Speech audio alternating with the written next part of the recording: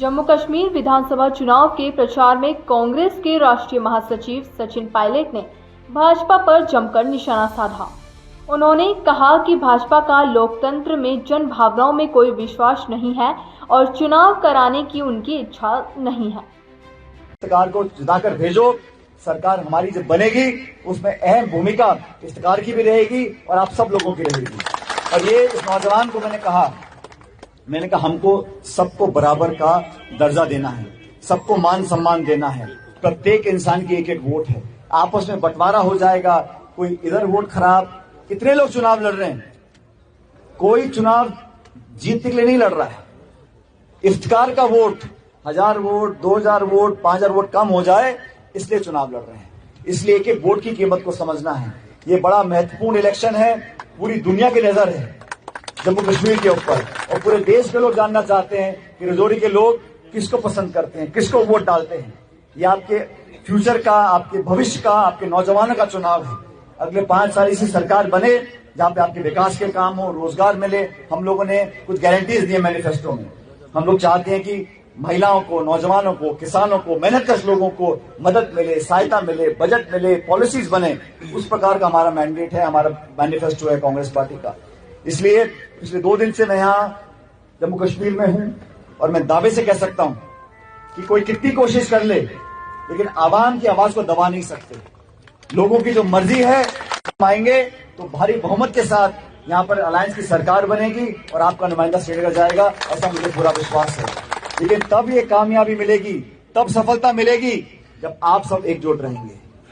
और ये चुनाव मैं फिर कह रहा हूं किसी जाति का, किसी मजहब का, किसी जुबान का, किसी समुदाय का नहीं है।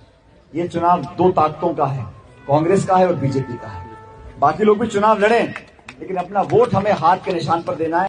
और आपको विश्वास दिलाता हूं कि इफ्तिकार और हम लोग और पूरी पार्टी, पूरा अलायंस इस जिले में जो कुछ नहीं हो पाया पिछले कई सालों में रजौरी में, उस काम को हम लोग करेंगे। और मैं फिर आपसे क्षमा चाहता हूं, मेरे को 2 घंटे बाद आना था लेकिन हम टेक ऑफ नहीं कर पाएंगे, नो फ्लाई जोन बन चुका है। इसलिए आप लोगों से मैं इतनी गुजारिश करता हूं अंत में कि इस नौजवान को आशीर्वाद दें, दोनों हाथ खड़े कर विश्वास दिला दें, कांग्रेस को वोट देंगे। बहुत बहुत शुक्रिया। जय हिंद।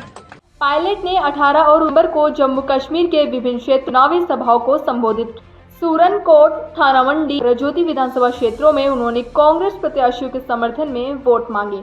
उन्होंने भाजपा पर निशाना साधते हुए कहा, भाजपा ने जम्मू कश्मीर की जनता की भलाई के लिए क्या किया है? वह अपनी बैसाखियों की सरकार को बचाने के लिए करोड़ों रुपए बांट रही है, लेकिन जिन राज्यों को भाजपा ने वादे किए हैं वहां कुछ नहीं दिया।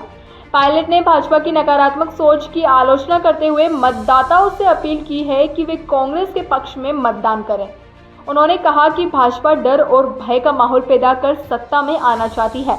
सचिन पायलट ने कहा कि मैंने देखा है कि कार्यकर्ताओं में उत्साह है, हमें विश्वास है कि चुनावों में अच्छे परिणाम आएंगे और गठबंधन की सरकार बनेगी।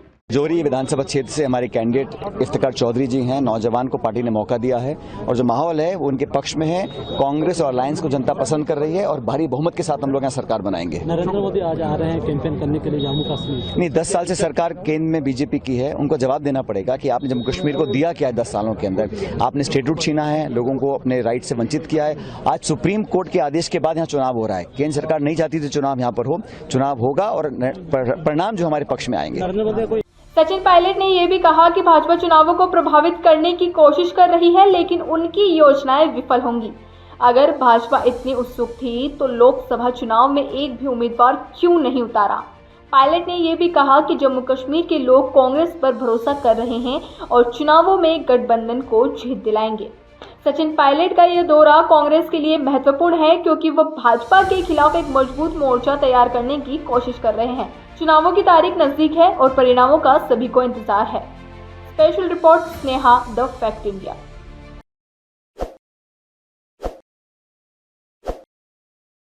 ताज़ा खबरों के लिए विजिट करें द फैक्ट इंडिया की वेबसाइट और डाउनलोड करें द फैक्ट इंडिया ऐप।